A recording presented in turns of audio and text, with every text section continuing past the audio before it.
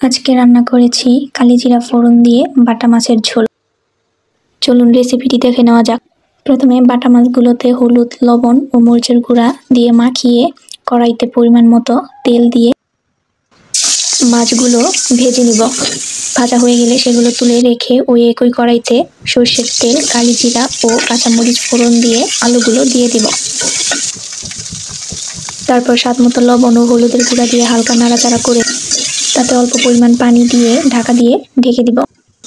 ঢাকনা খুলে আবারও একটু নাড়াচাড়া করে নিব।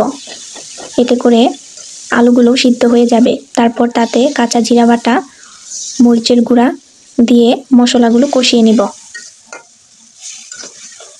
মশলা কষানো হয়ে গেলে উপর থেকে তেল ছেড়ে দিবে। তারপর পরিমাণ মতো ঝোলের জন্য পানি দিয়ে দিব। ঝোল ফুটে গেলে ভেজে রাখা মাছগুলো দিয়ে বেশ খানিকক্ষণ ঝোলটা রান্না করে নিব।